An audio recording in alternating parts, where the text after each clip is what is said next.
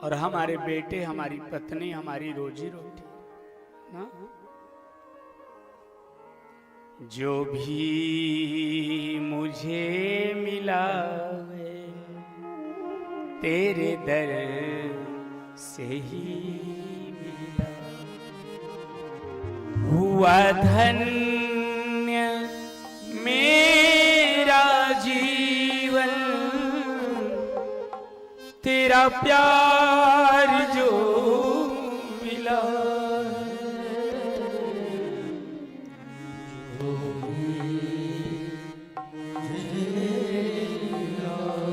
कितना संतोषी है केवल तेरे दर से। हमारे सुकुल जी सुबह कह रहे थे कि आपको देने के लिए तो हमारे पास कुछ है ही नहीं। अरे सुबह कह रहे थे 6 बजे गए थे तो कह रहे थे आपके देने के लिए हमारे पास कुछ है नहीं। मैंने कहा कि एक शिष्य अपनी मर्यादा भरी जीवनी को मुझे समर्पित कर रहा है तो इससे ज्यादा दे क्या सकता है। तू मेरा हो गया, इससे ज्यादा तू मुझे क्या दे सकता।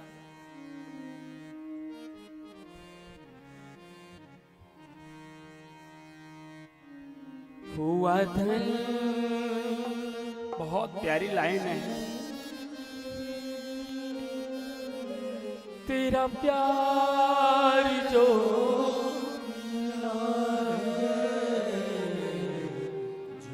भी मुझे मिला तेरे दर से ही मिला, मेरी जिंदगी सजा। हम हमेशा कहते हैं ना कि जिंदा रहने के मौसम बहुत है मगर जान देने की रुत रोज आती है। कथा तो बहुत बांचने हो गए पर ये 500 नंबर की कथा इतनी पवित्र बांची जाएगी। हमेशा कहता हूं कि किसी से 1 रुपए मांगता नहीं तो वो कहता है कि मेरे पास तो कुछ देने को है नहीं। बोले ये 500 नंबर की कथा है, जब 1000 नंबर पर जाए तब तक भी बिना किसी शुल्क के कथा करी जाती रहे। यह अतुल की अतुलनीय व्यवस्था कहलाए। मेरी जिंदगी सजाकर अपना बनाया तुमने, अंतःकरण जगाकर क्या क्या दिखाया तुमने। जो हो गया था मुझसे वापस मुझे मिला है, जो खो गया था मुझसे वापस मुझे मिला है, जो भी मुझे मिला है तेरे दर से मिला है। हमारे जैसे अनपढ़ गंवार, एक गरीब ब्राह्मण और उसकी कथा को आप सब ने 500 की संख्या तक पहुंचाया। इससे ज्यादा हमें क्या दे सकते हैं। बस अपना स्नेह बनाए रखें और कभी कोई अपराध हो जाए तो उस पर बहुत अधिक ध्यान न दें। ये शरीर है, ये वाणी है, ये आचरण है। जैसे दिन के साथ रात निश्चित है ऐसे वाणी की पावनता के साथ अपावनता भी निश्चित है, होगी, इसमें कोई दो राय नहीं।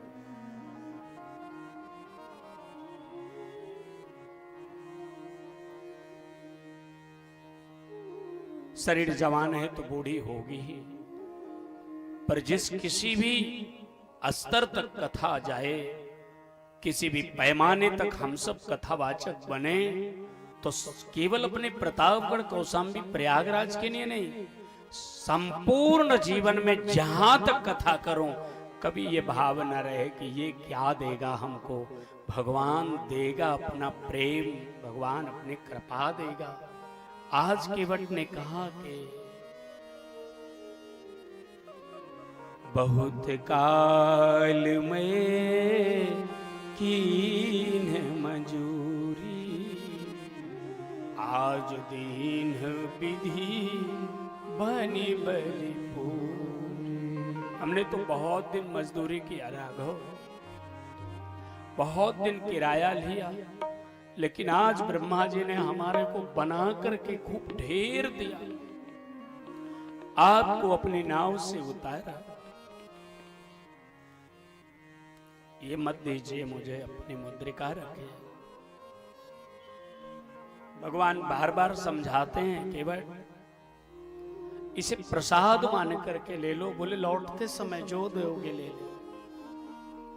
और यहां लौटते समय में भी भाव है केवट का कि अगर देना ही है तो जब मैं अपने घर लौटने लगूं तो जो भी स्वर्ग नरक वैकुंठ मोक्ष देना चाहे ना वो दे देना, पर मुझे ऐसा कुछ ना दो जो संसार में छूट जाए। ऐसा दो जो लौटते समय मुझे दो, मैं अपने घर लेकर के जाऊं, मैं अपने वैकुंठ लेकर के जाऊं, अपने गोविंद के चरणों तक लेकर के जाऊं, वो दो ना। केवट कितना संतोषी है। तब तक लक्ष्मण आ गए और कहे कि ले लो केवट। आज लक्ष्मण भी बड़े प्रभावित हैं। केवट ने कहा हमारी और आपकी जाति एक है, तो एक जाति वाले नाव से नाव बाल की कटाई नहीं लेता है, केवट से केवट नाव की उतराई नहीं लेता।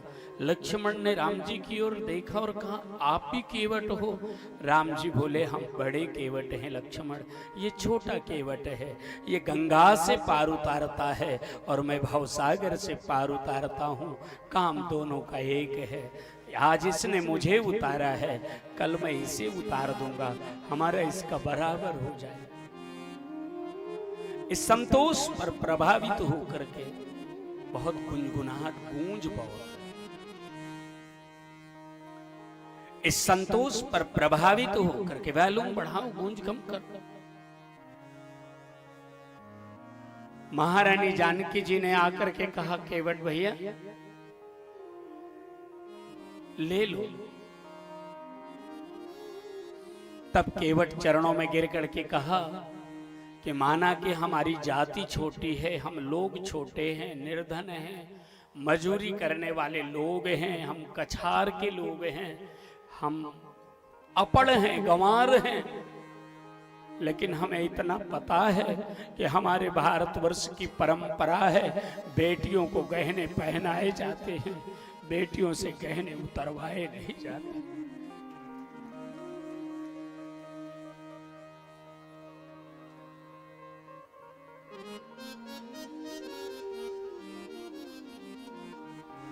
बेटियों से गहने पहनाए, बेटियों से गहने उतरवाए नहीं जाते, बेटियों को गहने पहनाए जाते हैं। आप ले जाओ इसे, इसकी जरूरत नहीं है, हमें नहीं चाहिए हमें ये।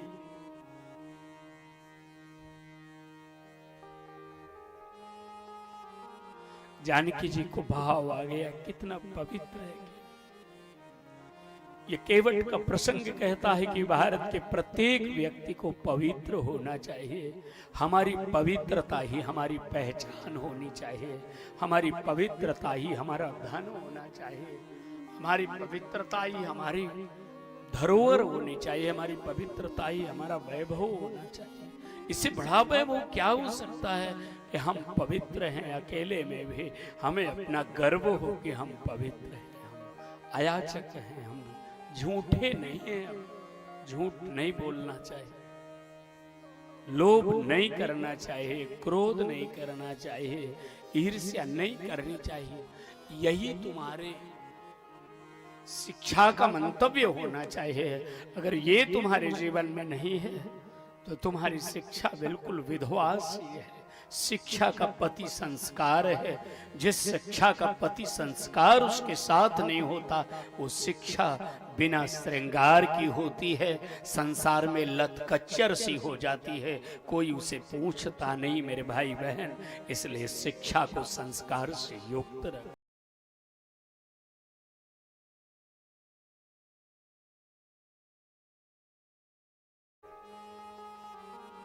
जानकी जी को भाव आ गया, कितना पवित्र है।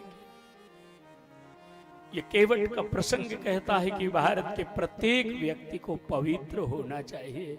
हमारी पवित्रता ही हमारी पहचान होनी चाहिए, हमारी पवित्रता ही हमारा धन होना चाहिए, हमारी पवित्रता ही हमारी धरोहर होनी चाहिए, हमारी पवित्रता ही हमारा वैभव होना चाहिए। इससे बड़ा वैभव क्या हो सकता है कि हम पवित्र हैं। अकेले में भी हमें अपना गर्व हो कि हम पवित्र हैं, हम अयाचक हैं, हम झूठे नहीं हैं, झूठ नहीं बोलना चाहिए, लोभ नहीं करना चाहिए, क्रोध नहीं करना चाहिए, ईर्ष्या नहीं करनी चाहिए। यही तुम्हारे शिक्षा का मंतव्य होना चाहिए। अगर ये तुम्हारे जीवन में नहीं है तो तुम्हारी शिक्षा बिल्कुल विधवा सी है। शिक्षा का पति संस्कार है। जिस शिक्षा का पति संस्कार उसके साथ नहीं होता, वो शिक्षा बिना श्रृंगार की होती है, संसार में लतकच्चर सी हो जाती है, कोई उसे पूछता नहीं मेरे भाई बहन। इसलिए शिक्षा को संस्कार से युक्त रख। हम सब तो चल रहे हैं, विदाई की हो रहे हैं। टाइम तो प्रतिपल 1 मिनट, प्रतिक्षण 1 मिनट, 2 मिनट, 5 मिनट घट रहा है और सबके अलग होने के समय आ गए। हमसे नहीं अलग हो रहे हैं आप। नित्य प्रति जो राम जी के चरणों में आपका स्नेह था, जो राम जी की कृपा का पुण्य प्रताप था, आज वो प्रताप क्षीण हो रहा है। जब फिर कभी प्रताप बढ़ेगा तो फिर ऐसे अवसर आएंगे जब हम सामने बैठ के राम जी की गाथा का श्रवण करें।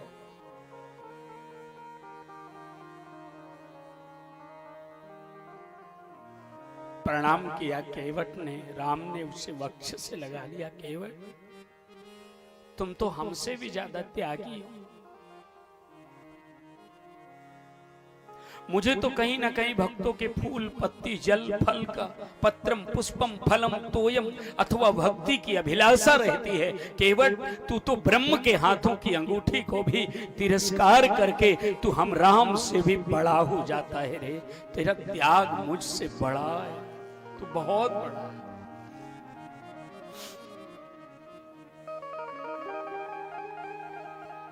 बहुत बड़ा है तू। भगवान राघवेंद्र सरकार आगे बढ़े हैं राम जूठा आश्रम होते हुए।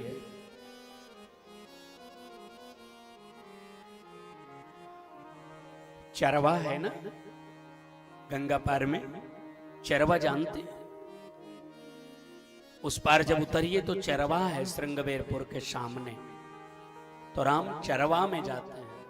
चरवा नहीं है तो चोरवा है। वहां पर एक बहुत बड़ा सरोवर है जहां प्रातः काल राघवेंद्र सरकार उस सरोवर में कुल्ला दातून मंजन मुखारी करके आगे बढ़ते हैं। तो सरोवर के देवता प्रार्थना करते हैं, सरकार हमारा क्या होगा? भगवान बोले, आज से तुम्हारे तीर पर संत निवास करेंगे और तुम्हारे जल को जो अपने ऊपर छिड़केगा उसका जीवन धन्य हो जाएगा। ये चरवा में है। राम जी निकलने वाले होते हैं तो राम जी की खड़ाऊं लोग चुरा लेते हैं, तब उसे चोरवा कहने लगते हैं। चुरा लेते हैं कि ये जाने ना पाए, पर राम जी हाथ जोड़ के कहते हैं, मुझे बस्ती वाले लोगों के साथ नहीं रहना है, जाने तो। वहां से निकल के प्रभु महाराज प्रयाग आते हैं और भरद्वाज से मिलते हैं। भरद्वाज मुनि बसही प्रयागा, तिनहि राम पद अति अनुरागा, तिनहि राम पद अति अनुरागा। भरद्वाज मुनि बसहि प्रयागा,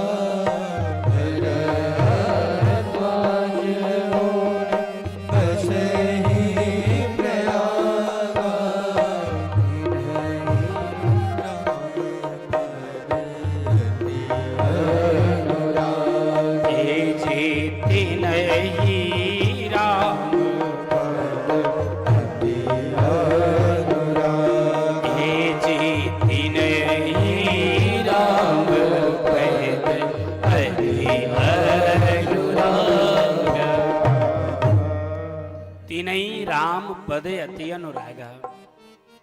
द्विवेदी जी, ब्रजेंद्र भैया, भगवान राम के चरणों में अनुराग भरद्वाज जी राम जी को कुछ उपदेश करते हैं और राम जी सरकार अक्षय वट के पास अपनी जटाओं में दूध लगा करके जटा बनाते हैं, बालों को श्रृंगार नष्ट करते हैं। पुनः वाल्मीकि जी से राघवेंद्र सरकार का मिलन होता है। वाल्मीकि जी से राम जी सरकार पूछ बैठते हैं, सरकार हमें ऐसा कोई स्थान बताएं जहां हम रहें।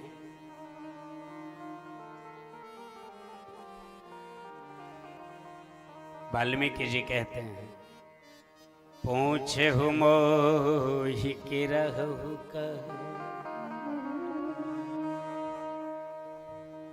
मैं पूछत सकुचा, और जह न हो तह देव कही, तुम ही दिखाव उठा।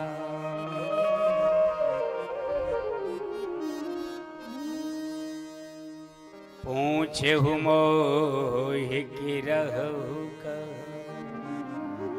मैं पूछत सकुच। जय हो ओम प्रकाश जी, टाणा वाले महाराज, विराजो विराजो। हम आपका इंतजार ही कर रहे थे और सूचना आपको नहीं मिली। हम बड़े छटपटाए कि इतनी सुंदर कथा निकल गई। कल शाम को आपसे बात हो गई, बहुत अच्छा। वाल्मीकि जी ने राम जी से कहा, देखिए ध्यान से सुनिए। वाल्मीकि जी ने राम जी से कहा कि हमसे पूछ रहे हो कि हम कहाँ रहे हैं, और हमें आओ आओ शरद बाबू, जय हो जय हो जय हो, हमें पूछने में संकोच हो रहा है। क्या? बोले जहाँ न हो तहाँ देव कई, तुम ही देखाव उठा। आप जहां ना हो वो स्थान एक दो बता दो, वही उसी में से कुछ चयन कर दे। जानते हो राम जी ने कहा उस हिसाब से ना बताइए, दशरथ जी के पुत्र के हिसाब से बताइए। बोले चित्रकूट गिरी करहु निवास, चित्रकूट गिरी करहु निवास, चित्रकूट गिरी करहु निवास, चित्रकूट निवासु करो निवासु, चित्रकूट गिरी करहु निवासु, चित्रकूट गिरी करहु निवासु, चित्रकूट गिरी करहु निवासु। ताहो ये सब भांति सुखास, ताहो ये सब भांति सुखास, ताहो ये सब भांति सुखास। जी कामद भेंगिरी राम प्रसादा, कामद भेंगिरी राम प्रसाद, भेंगिरी राम प्रसादा। अवलोकित अब है रहते विषादा,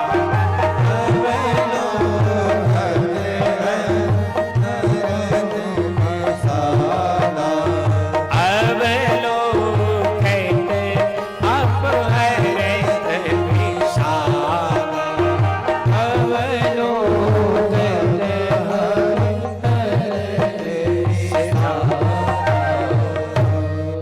कामद भेगिरी राम प्रसादा। भगवान आ गए कामता नाथ दंडकरण।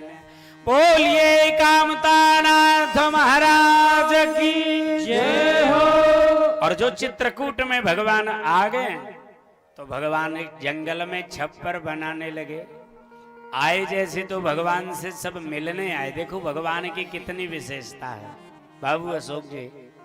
जब आए तो भगवान से सब मिलने के ताई पधारे तो भगवान के जो भी मिलने आए हैं सब भगवान के खोपड़ी पे चढ़े हैं। इनको सबको फल चाहिए, किसी को तपस्या का फल चाहिए, किसी को साधना का फल चाहिए, किसी को वैकुंठ का फल चाहिए, किसी को स्वर्ग का फल चाहिए, किसी को मोक्ष का फल चाहिए, किसी को साकेत लोक का फल चाहिए। जिनको फल चाहिए वो भगवान की खोपड़ी पे चढ़े हैं। देना कुछ नहीं है इनको। ये बड़े बड़े आचार्य होंगे, ये बड़े बड़े पंडित होंगे, बड़े बड़े पुजारी होंगे, और कुछ ऐसे हैं जो सेवक वाले हैं जिनको लोग छूने से घबराते हैं। आजकल बड़ा पिंगल करते हैं, समझे। हमें तो लगता है कि हम आजकल लोग कभी कभी माने पैसा किसी को देते हैं, किसी सेवक को, चाहे वो हरिजन हो, चाहे सरोज हो, चाहे कोरी हो, धोबी हो, तो उसे पैसों ऊपर से देते। यही तुम्हारी शैली ने तुम्हारे समाज को बर्बाद किया है, समझे।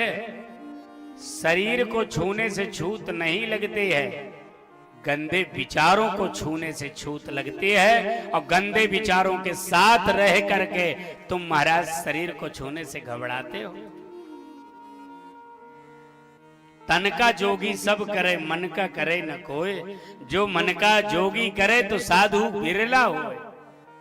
हमने एक दिन कहा था ना, याद है, कि ब्राह्मण, क्षत्रिय, वैश्य और सेवक ये चारों हम सगे भाई हैं। जो सगे भाई हैं, कई माई बाप के बेटवा हैं, तो छुआछूत की बीमारी कहां से आ गई हमको बताओ ना। हाँ, शादी विवाह अपनी अपने महाराज जाति अनुसार, धर्म अनुसार, अपने वर्णानुसार करें।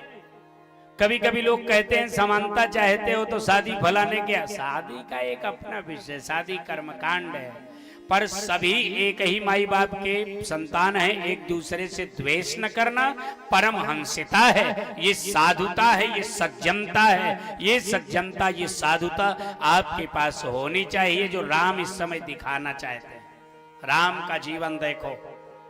आचार्य श्री अभयानंद जी महाराज, भगवान राघवेंद्र सरकार जिस समय देखे तो लक्ष्मण से पूछे, लक्ष्मण वो कौन है जो दूर खड़े हैं। लक्ष्मण जी कान में आके बताए, वो कोल किरात हैं, SC ST वाले हैं ना, वो कोल किरात हैं, भिल्ल वनवासी हैं। आपके लिए फल लेकर के आए हैं, चुराए खड़े हैं, अगर आपकी अनुमति हो तो हम बुला लें। राम जी ने कहा, बावरे, जो फल लेने वाले हैं वो तो खोपड़ी पे चढ़े खड़े हैं, और जो फल देने वाले हैं वो कितनी दूर क्यों खड़े हैं। आज सुबह सुबह हमारे अशोक बाबू के पास एक फोन आता है, एक सरोज का, बेचारा इतना गरीब है, और उसने फोन किया, भैया कहाँ हैं। हम पूजा कर रहे हैं, कहाँ है हो। इनके टेंट वेंट बांधता है ना कभी कभी, तो कहें भैया कुछ पैसा देख रहा, कहें काहे बरे, कहें कथवा में देगा। तो आए तो इन्होंने सोचा 150 देगा। माने आप मानसिकता समझो कि इनके नजरों में वो देने लायक केवल 150 है, और उसने 500 कहा। कितना देगा है वो, बोले 500। तो कहे 500 तुर पास है, कहे बाबू कहे 500 से कम ना दिया। अब फिर जानते हो इन्होंने कहा कि रसीद कटा दें, तो उसने कहा बाबू कहे कि रसीद न कटवाया, चुप्पे सेवा में दही के चला आया। इससे कथा होती है, ये कथा करा रहा है।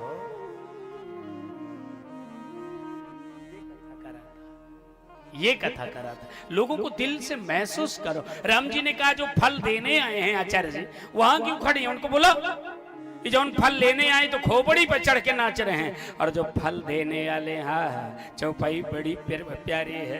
कोल की रात भिल बन भाव, कोल की रात भिल बन भाव, कोल की रात भिल बन भाव, कोल की रात भिल बन भाव, कोल की रात भिल बन भाव,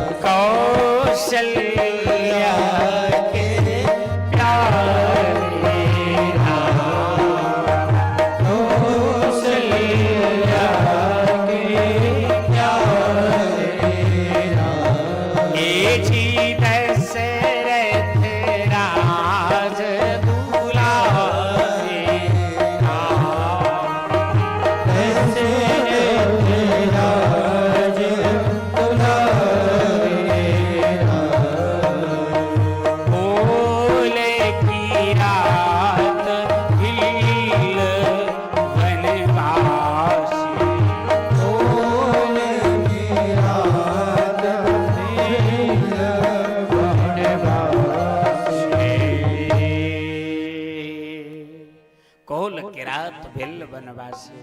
और राम जी को फल दिए, राम जी भूखे थे, फल खाए, सिया जी को दिए, सिया जी प्रसन्न हो गए। वाह महाराज, क्या सुंदर बात है।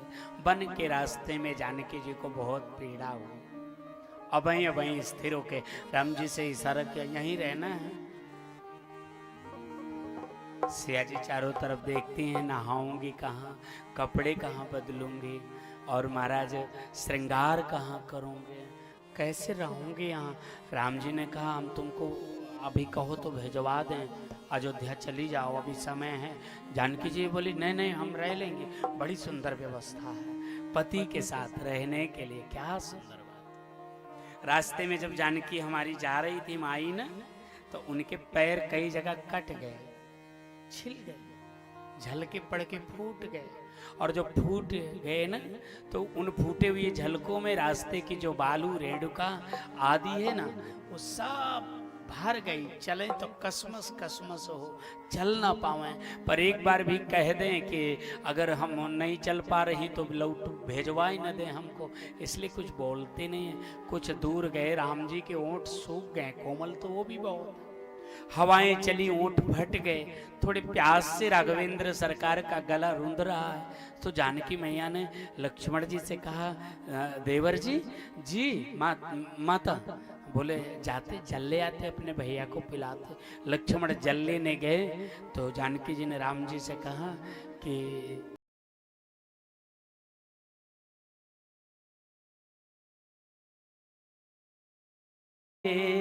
लखन है लरिका, परिखो पिय छाम, घरीक हुई ठाड़े। एकादा घड़ी, एकादा मिनट, एकादा पल, एकादा जाम रुक करके लक्ष्मण का वेट कर लो, इंतजार कर लो। लक्ष्मण जल लेने गए हैं, और लरिका है, बहुत छोटे नहीं थे लक्ष्मण, 2-4 मिनट के छोटे थे, लेकिन भाव भावी का देखो। लक्ष्मण जी से 8-9 बरिस छोटी रहे हैं जानकी जी, समझे। लेकिन कहती हैं कि पद कितना राजा होता है ना, हमारे यहाँ देसी भाषा में कहते हैं, हमार पद राजा है, हम जो न आप लागे वह है का। हमारे यहाँ लोग अपने से 10 साल की उम्र के बालक को चाचा कह के पुकारते हैं, हमारी सभ्यता है।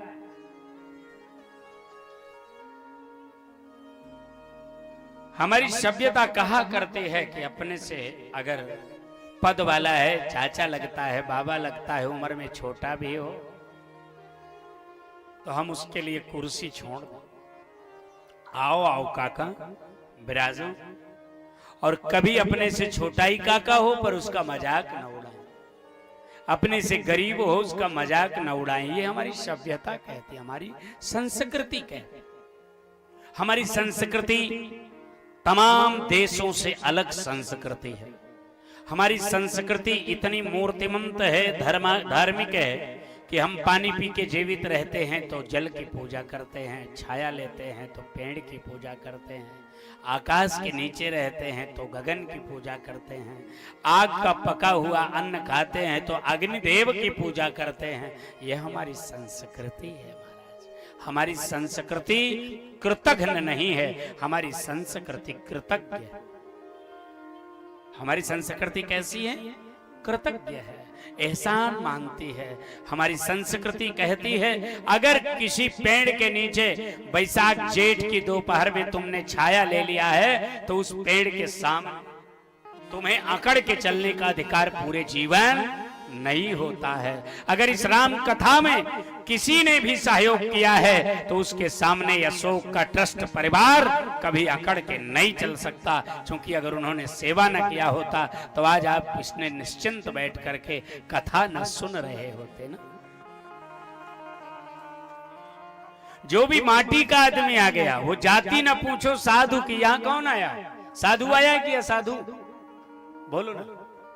जो भी यहाँ कथा सुनने आए हैं वो सब साधु हैं। और जाति न पूछो साधु की, पूछ लीजिए ज्ञान। मोल करो तलवार का, पड़ी रहन दो म्यान। ये तो शरीर खोल है यार, इसको क्या मोल करते हो? जिसका मोल करना चाहिए वहां तक पहुंच नहीं पाते। और जो माटी है बिल्कुल लोष्ठवत है, वही का सजावे में, वही का छुआए छावे छुआ छिड़का में पूरी जिंदगी मस्त हो। ये तुम्हारा छुआछूत का व्यवहार ही तुम्हारे धर्म को कमजोर किया है, आगे बिल्कुल नष्ट कर देगा। इसलिए अपने जीवन में सबको लेकर के चलने का संकल्प लो। यह तुम्हारी कथा तुमसे निवेदन करती है। कभी किसी का अपमान, कभी किसी का अपमान, सबको लेकर के चलो।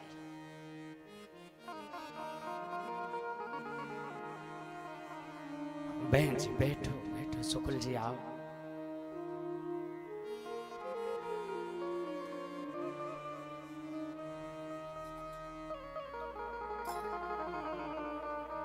सबका सम्मान करो, सबको मानो, सबको सम्मान दो। समझे? सबका सम्मान करो। जाति से क्या लेने देना? खीर खानी है क्या? कितना सहज स्वभाव है सीता मैया का कि लक्ष्मण बालक हैं, थोड़ी रुक जाओ। राम जी बैठ गए तो जानकी जी थोड़ी दूर जाके बैठी, एक पेड़ के नीचे वो भी बैठ गई। जो जानकी जी बैठी ना, तो जानते हो क्या होता है?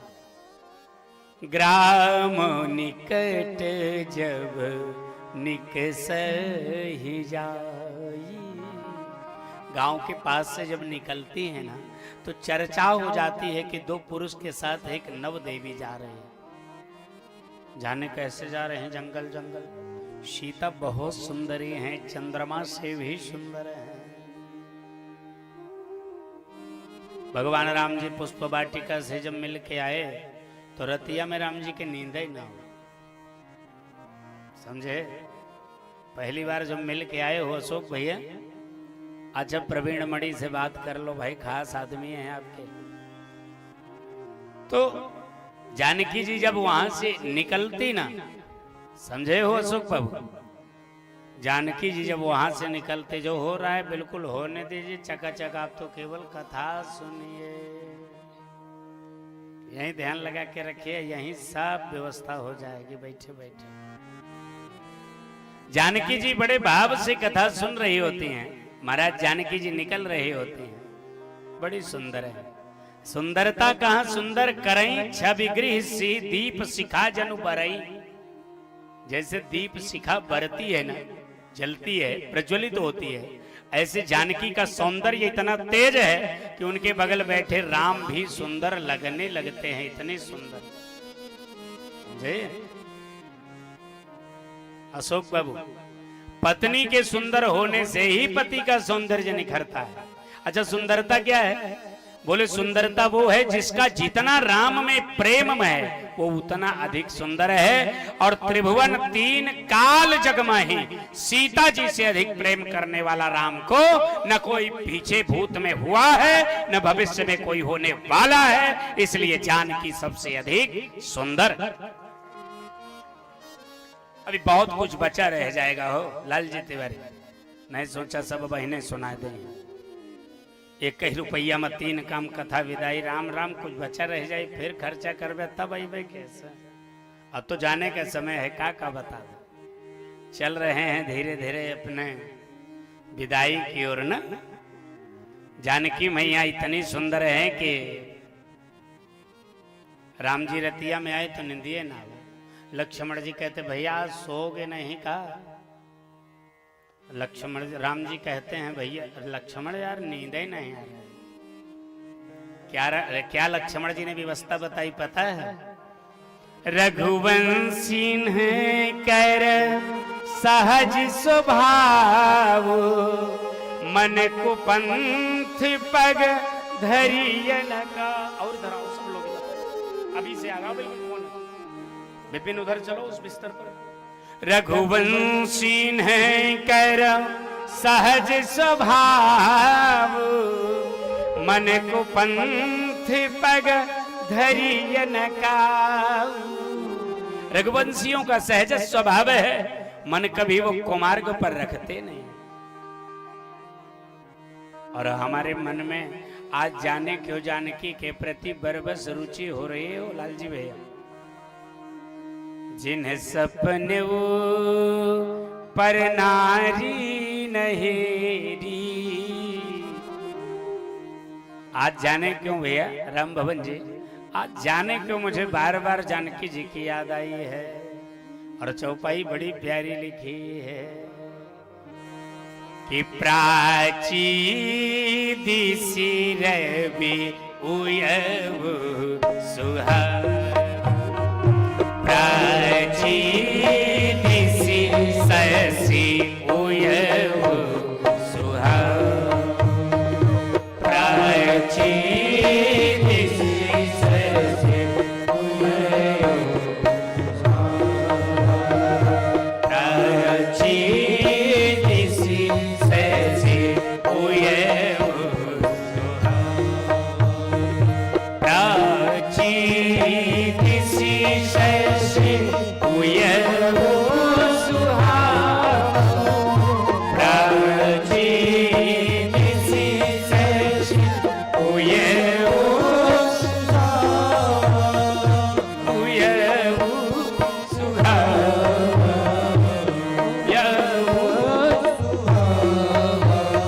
सिय मुख सरी दिसी ससी उयव सुहा, उयव सुहा,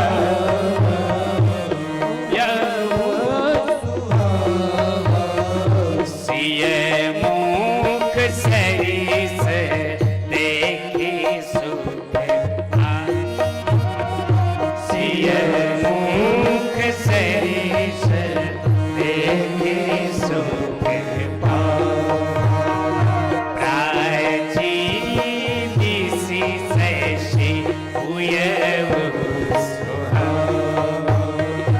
उयव सुहा, उयव सुहा। रात्रि का समय है, सुंदर चंद्रमा उदय हुए हैं, कार्तिक पूर्णिमा का समय है और चंद्रमा आज जो उदय हुए तो सिय मुख सरिस देखी सुख आओ। सीता जी के मुख के समान देख करके थोड़े सुखी हुए, भगवान को प्रसन्नता हुई। चंद्रमा की शकल सीता से मिलते जुलते हैं। हमेशा जितने लोग कल्पना करते हैं वो ये कहते हैं कि आपकी शकल चंद्रमा से मिलते जुलते है, पर राम का सीता में इतना स्नेह हुआ कि राम कहते हैं कि चंद्रमा की शकल सीता से, जानते हो फिर क्या कहते हैं अशोक भैया, कि बहुरी विचारू किन्ह मैन मार, बहुरी विचारू किन्ह मैन मार। क्या बोले सिए बदन सम हिम कर, सिए बदन सम हिम कर। आगे की जो चौपाई है ना, आचार्य जी राम जी कहते हैं कि बहुत विचार, फिर से विचार किया कि सीता जी के मुख के समान शीतलता चंद्रमा में नहीं। कहां सीता कहां चंद्रमा, इतनी सुंदर सहज सुशील सयानी है। और आज वही जानकी जो जंगल में जा रही तो गांव के निकट से निकल रही होती हैं, तो कहती हैं जल को लक्ष्मण गए हैं, लरिका हैं, थोड़े रुक जाओ। और जानकी जी एक महुआ के पेड़ की जड़ के पास बैठे हैं, एकदम शांत, अत्यंत सीधी साधी सरल है। कैसी हैं? अत्यंत सीधी साधी और सरल, बड़ी निष्कपट हैं। जानकी के स्वरूप में तनिक भी सांसारिक चतुराई नहीं है, तनिक भी कपट नहीं है। ऐसी छत्राणी हैं जिनके जीवन में संसार का कोई विकार उनके स्वरूप पर, उनके स्वभाव पर कभी मुखरित नहीं हुआ। इसलिए वो अत्यंत सीधी साधी और सरल है मैया जानकी। गांव की कुछ देवियां आ गई एक बूढ़ी माई के साथ, जो लाठी वाली बूढ़ी माई आती है आजकल, पीछे बैठी अब वहीं नाच रहे थे, बहुत तेज तर्रार हैं। तो महाराज उन्हीं के साथ दो चार और उन्हीं के हम उम्र आ गई, और उनके पास जानकी जी के पास वो बूढ़ी माई। तो माताओं की एक विशेष लीला है, डरते डरते पूछ लेंगी भगवानों से उनके पता, जमराजों से पता, लेकिन डरते डरते बहुत डर लगती है, कैसे करें। पहुंची कहीं बिटिया एक विनय रही है, पर हम स्त्री स्वभाव हैं इसलिए पूछने में डरती हैं, आपसे कुछ पूछ सकती हैं क्या? जानकी जी इतनी सीधी हैं कि कहती हैं हाँ माता बताओ ना क्या पूछना चाहती है। चौपाई बड़ी प्यारी है विपिन बाबू यार।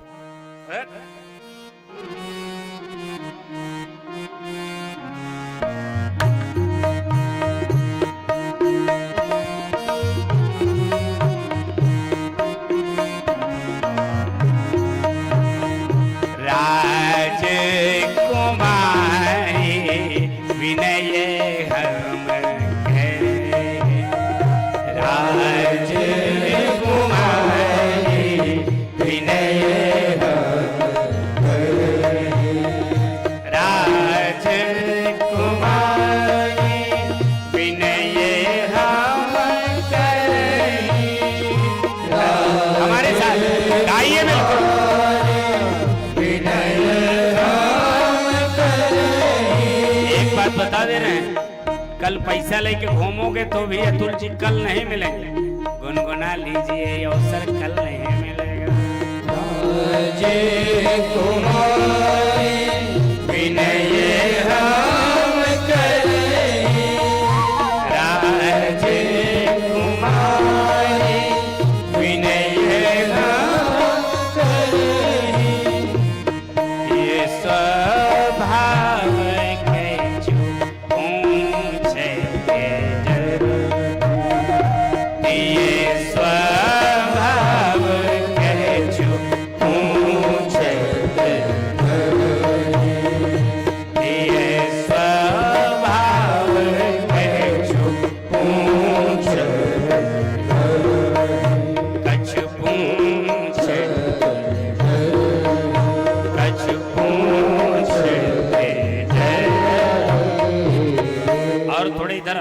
बैग अपना थोड़ा ज्यादा चौड़े में बैठती हो, थोड़ी और जगह थोड़ी बैठ जाने दो सबको। अच्छा तो ये स्वभाव कछु पूछत डरे।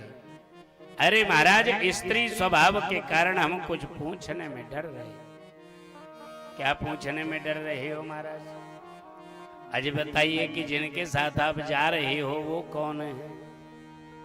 ध्यान से सुनना बिल्कुल। जिनके साथ आप जा रही हो वो कौन है? तब तक लक्ष्मण जल लेके आ गए थे, भैया पानी पिए।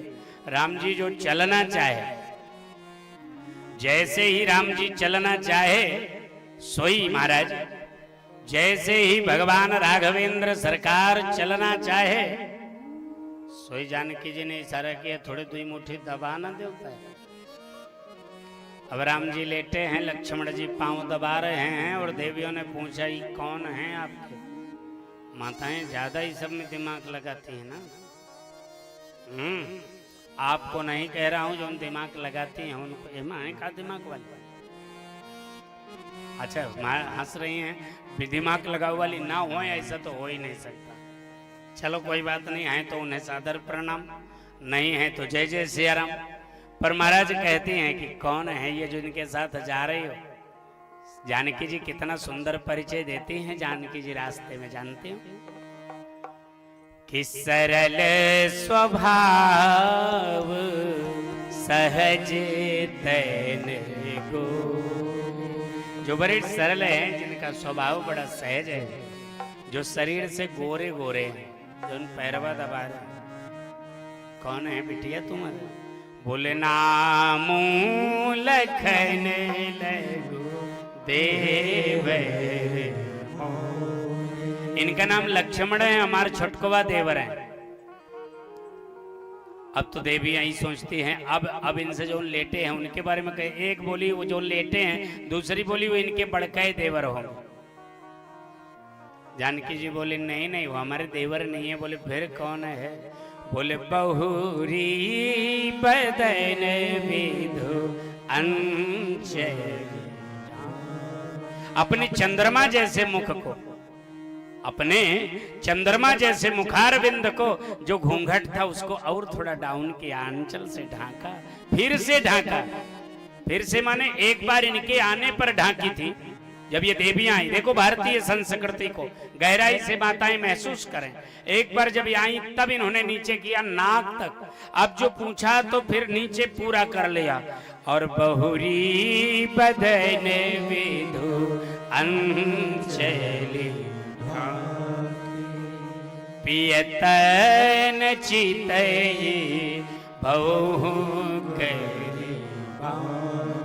पति के स्वरूप की ओर देख करके भौं बांकी कर लिया, नीचे कर लिया निगाह।